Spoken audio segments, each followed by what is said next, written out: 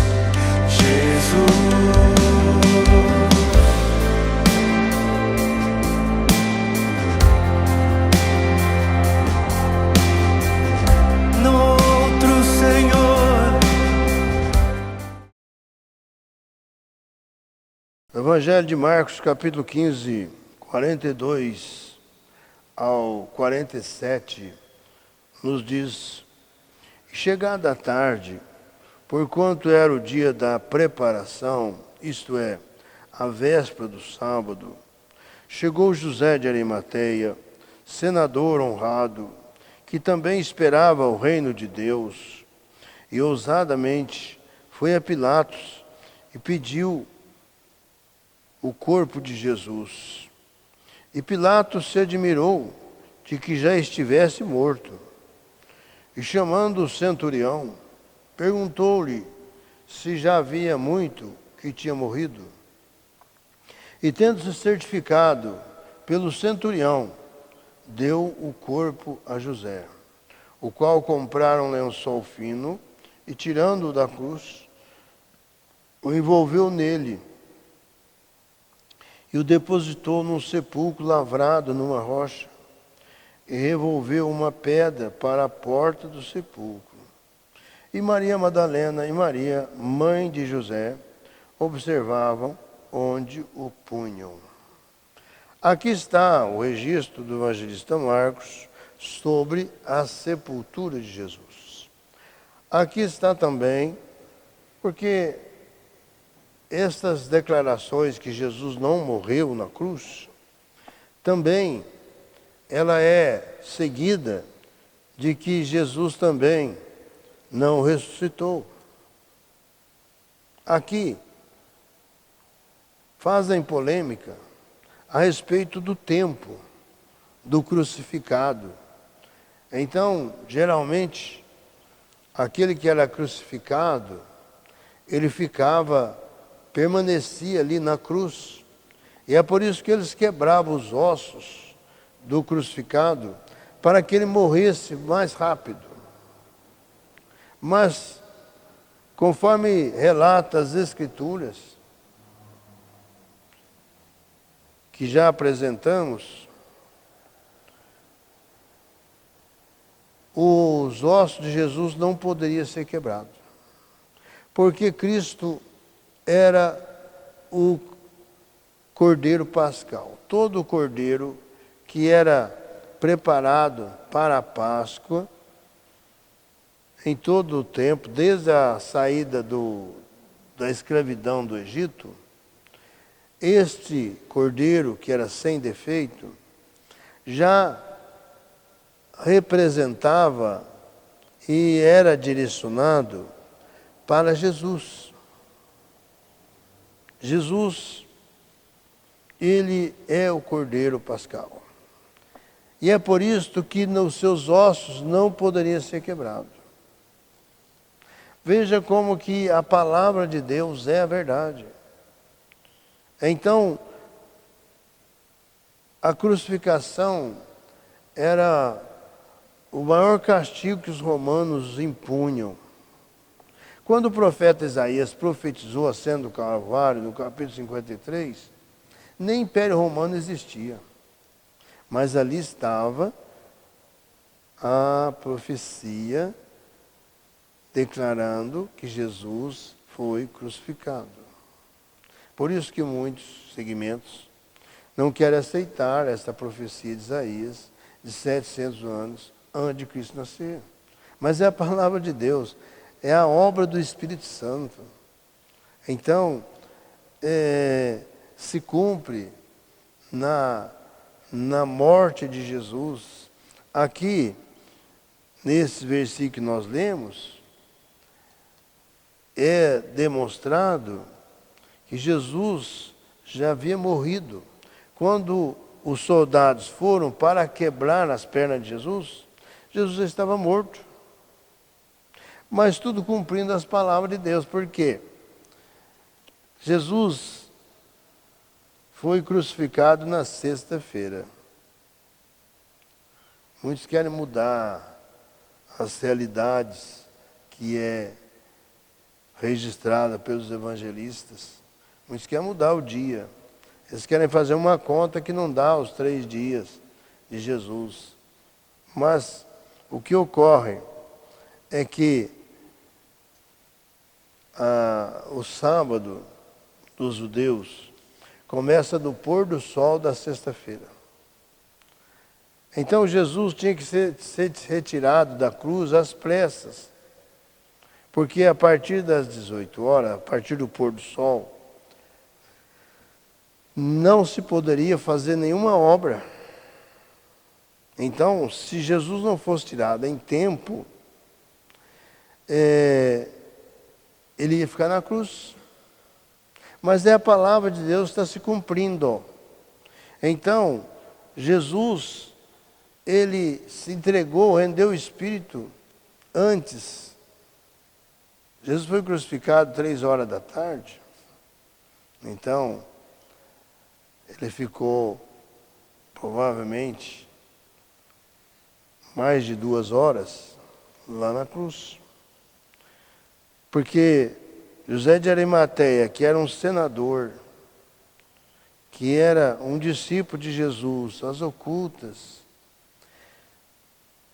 ele foi um instrumento que Deus usou para ir até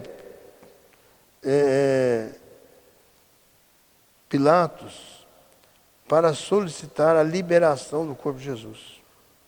Então Pilatos se admirou que Jesus estivesse morto. Então foi necessário que ele chamasse lá o centurião, para que o centurião pudesse confirmar que Jesus já estava morto. Porque se ele não houvesse morrido, ele não poderia ser retirado da cruz. E então, com a confirmação, aqui no capítulo 15, no versículo 39, nos diz: e o centurião, que estava defronte dele, vendo que assim clamando expirara, disse: verdadeiramente este homem era o Filho de Deus. Jesus entendeu, entregou o Espírito ali. E esse centurião foi testemunha. E quando Pilatos o chama para confirmar que Jesus estava morto, ele faz a confirmação. E então foi possível liberar para que José de Arimateia e mais Nicodemos retirasse o corpo de Jesus. E nos diz aqui o versículo 45, e tendo-se certificado pelo centurião, deu o corpo a José, o qual compraram um lençol fino, e tirando da cruz, o envolveu nele, e o depositou num sepulcro lavrado numa rocha, e removeu uma pedra para a porta do sepulcro. Então, Jesus foi sepultado às pressas, por causa do pôr do sol. Então, a palavra de Deus se cumpre, porque a palavra de Deus declara que Jesus esteve na sua morte com o rico. Tão somente esse senador poderia retirar o corpo de Jesus da cruz. Então nós temos que crer na palavra de Deus, crer nesse Deus que é vivo, é poderoso, é glorioso. E Jesus foi colocado ali e ressuscitou no domingo pela manhã. Por isso que o domingo é o dia do Senhor, porque é o dia da ressurreição. Os apóstolos, discípulos de Jesus, eles celebravam tudo no domingo, porque era o dia do Senhor.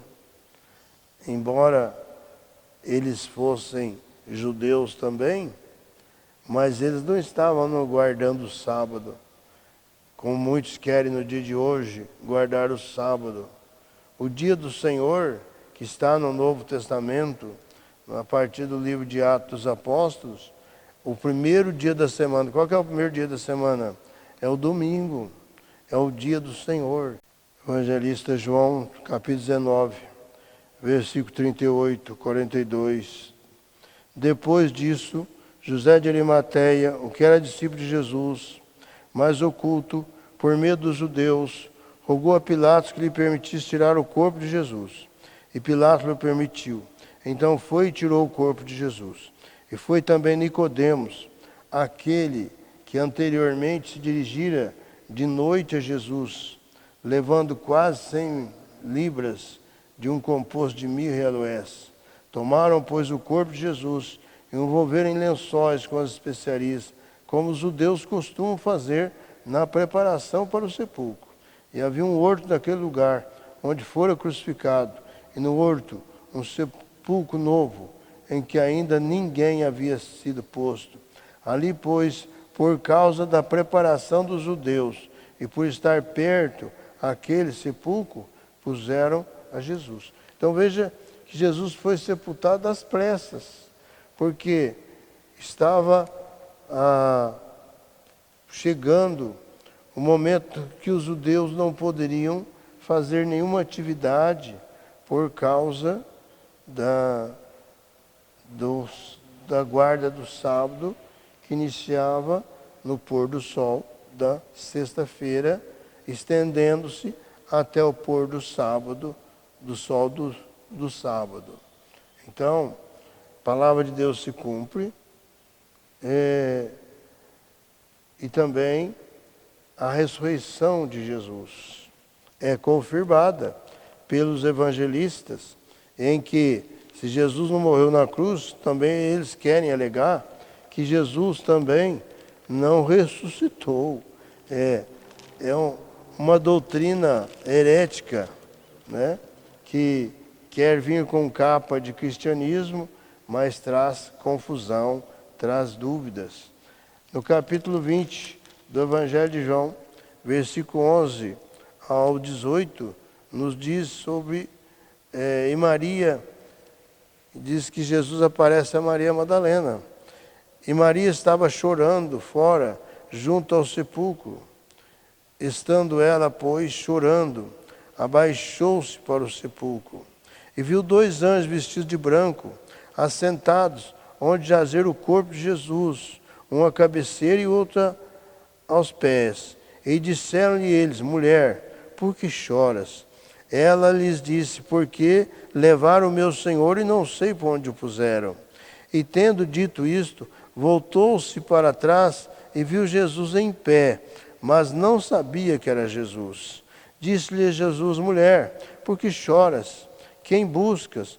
Ela, cuidando que era o hortelão, disse-lhe: Senhor, se tu o levastes, diz-me onde o puseste, e eu o levarei. Disse-lhe Jesus: Maria. Ela, voltando-se, disse-lhe: Rabone, que quer dizer mestre.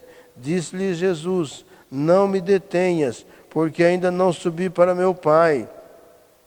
Mas vai para meus irmãos e dize-lhes que eu subo para meu Pai e vosso Pai, meu Deus e vosso Deus. Maria Madalena foi e anunciou aos discípulos que viram o Senhor e que ele lhe dissera isto. Depois, seguindo a leitura, Jesus aparece aos 11 e a incredulidade de Tomé, que estava ausente. Mas também esta ressurreição de Jesus, ela é testificada também pelo evangelista Lucas, capítulo 24, versículo 32 ao 35. O evangelista Lucas, ele faz esse registro no seu evangelho também. O evangelista Lucas, ele era um médico, inclusive foi companheiro nas viagens do apóstolo Paulo também. Então, no seu evangelho, capítulo 24, 32 a 35, o evangelista Lucas registra estas palavras. E disseram um para o outro: porventura não ardia em nós o nosso coração, quando pelo caminho nos falava e quando nos abria as Escrituras? E na mesma hora, levantando-se, voltaram para Jerusalém, e acharam congregados os 11 e os que estavam com eles, os quais diziam: ressuscitou verdadeiramente, o Senhor já apareceu a Simão. E eles lhes contaram o que lhes acontecera no caminho e como deles foi conhecido no partir de pão. E seguindo a leitura, Jesus aparece também aos 12. E falando ele dessas coisas, o mesmo Jesus se apresentou no meio deles e disse-lhes: paz seja convosco. E eles, espantados e atemorizados, pensavam que via algum espírito. E ele diz: por que estáis perturbados? E por que sobe tais pensamentos ao vosso coração? Vede as minhas mãos e os meus pés, que sou eu mesmo. Tocai-me e vede, pois um espírito não tem carne nem ossos, como vedes que eu tenho.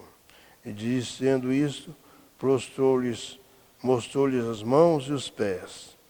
E não crendo eles ainda, por causa da alegria, e estando maravilhados, disse-lhes: tendes aqui alguma coisa que comer? Então eles apresentaram-lhe parte de um peixe assado e um favo de mel, o que ele tomou e comeu diante deles. Aqui está a confirmação da ressurreição de Cristo. Agora, no livro de Atos dos Apóstolos, livro seguinte do Evangelho de João, capítulo 1 de Atos, versículo 22, nos diz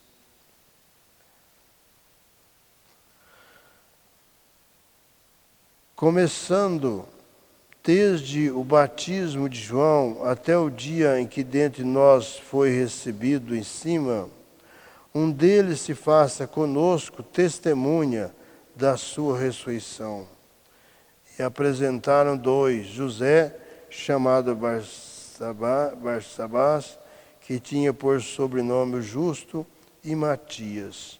E orando disseram: Tu, Senhor, conhecedor do coração de todos, mostra qual desses dois tens escolhido, para que tome parte neste ministério e apostolado de que Judas se desviou para ir para o seu próprio lugar. E lançando-lhe sortes, caiu a sorte sobre Matias, e por voto comum foi contado com os 11 apóstolos. Agora, na primeira carta aos Coríntios, o apóstolo Paulo escrevendo aos Coríntios, capítulo 15, o apóstolo Paulo está escrevendo, falando sobre a ressurreição. E diz: Também vos notifico, irmãos, o evangelho que já vos tenho anunciado, o qual também recebeste, no qual também permaneceis, pelo qual também sois salvos, se o retiverdes tal como vos tenho anunciado, se não é que crestes em vão. Porque primeiramente vos entreguei o que também recebi, que Cristo morreu por nossos pecados, segundo as Escrituras, e que foi sepultado, que ressuscitou ao terceiro dia, segundo as Escrituras, que foi visto por Cefas e depois pelos 12. Depois foi visto uma vez por mais de 500 irmãos, dos quais vive ainda a maior parte, mas alguns já dormem também.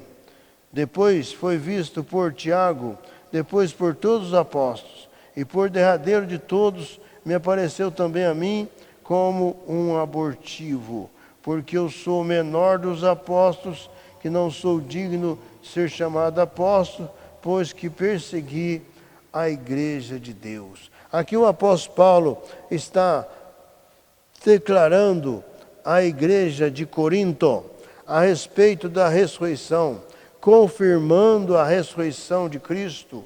Isto é incontestável. A morte de Cristo na cruz do Calvário, o sepultamento de Cristo por 3 dias e ressuscitando no primeiro dia da semana, no domingo, é incontestável. A ressurreição de Cristo é incontestável, porque o apóstolo Paulo e todos os apóstolos, nós também pregamos um Cristo vivo, Cristo ressuscitado. E o apóstolo Paulo ainda confirma: se Cristo não houvera ressuscitado, em vão seria a nossa fé. Mas a nossa fé, ela é garantida, a nossa salvação é garantida pela ressurreição do Senhor Jesus Cristo. Aqui no capítulo 15, 1 Coríntios, versículo 11 e 12, o apóstolo Paulo diz: então, ou seja eu, ou sejam eles, assim pregamos e assim haveis crido. Ora, se prega que Cristo ressuscitou dos mortos, como dizem alguns dentre vós, que não há ressurreição de mortos? E se não há ressurreição de mortos, também Cristo não ressuscitou. E se Cristo não ressuscitou, logo é vã a nossa pregação, e também é vã a vossa fé. Será que todos os apóstolos, inclusive o apóstolo Paulo, e todos que, por todas as gerações já passadas, pregaram, testemunharam, assim como nós continuamos a pregar e a testemunhar que Cristo está vivo, ressuscitado, assentado à direita de Deus Pai Todo-Poderoso, conforme registra o apóstolo Paulo na carta aos Romanos 8:34, que Jesus está vivo, ressuscitado, assentado à direita de Deus Pai Todo-Poderoso e intercede a favor de todos aqueles que o buscam. Embora Jesus esteja sentado no lugar de honra, ao lado do Pai, Ele está ali para interceder a favor de todos aqueles que o buscam. É isso que escreve o apóstolo Paulo no capítulo 8 de Romanos 8:34. Quem os condenará? Pois é Cristo quem morreu, ou antes, quem ressuscitou dentre os mortos, o qual está à direita de Deus e também intercede por nós. Jesus está intercedendo a favor de todos os seus servos e servas. Feche os seus olhos, forme comigo a cadeia da prece poderosa. Senhor nosso Deus, nosso Pai, em nome do Senhor Jesus, juntamente, Senhor, com estas vidas que me assistem nesta hora, Senhor Deus, que todo espírito da mentira, todo espírito contrário à Tua palavra, todo espírito contrário à obra gloriosa que Cristo realizou, Senhor, a salvação que nos é garantida pela ressurreição do Seu Filho amado, Jesus Cristo. Senhor, estende nesta hora as Tuas mãos de poder e graça, tocando e despertando cada coração, cada entendimento de conformidade, Senhor, à Tua palavra e refutando, Senhor, os espíritos enganadores, os espíritos especuladores, os espíritos da mentira, os espíritos que se levantam contra as verdades do Evangelho do Senhor Jesus Cristo, da palavra de Deus, que nos garante e proporciona a salvação, a vida eterna que há em Cristo Jesus. Que essa Tua bênção seja estendida a todos quantos abrem o seu coração, os seus entendimentos para esta gloriosa salvação que há em Cristo Jesus. Em nome do Senhor Jesus eu oro, eu abençoo para a sua glória. Amém. Participe conosco deste ministério, com a sua oração, com a sua participação e também divulgando para os seus parentes, amigos e vizinhos esta obra gloriosa do Senhor Jesus Cristo. O nosso compromisso é de levar as verdades do Evangelho do Senhor Jesus Cristo para todo o Brasil. E você poderá participar conosco, com a sua oração, com a sua presença. E também você poderá, com os seus dízimos, com as suas ofertas, e também como mensageiro da esperança, proporcionar para que alguém possa levar esta mensagem verdade nestes dias de cumprimento da palavra de Deus, em que está próximo o arrebatamento da igreja do Senhor Jesus Cristo. Participe conosco deste ministério para todo o Brasil. Visite também no YouTube, programa Cristo Esperança Nossa. E também faça a sua inscrição ali no nosso canal no YouTube. Na barra do nosso vídeo está lá para você fazer a sua inscrição. E também visite o nosso site www.quadrangularirindependente.com.br. Ali tem todas as informações a respeito da nossa obra. E também todos os domingos às 18h30, noite da bênção para a família. Venha colocar a sua família no altar de Deus, para que haja vitória na sua casa, no seu lar, na sua família. Todos os domingos, 18h30, em nossa sede nacional, a rua Olegário Maciel, número 155, no bairro de Vila Cruz. E às quintas-feiras,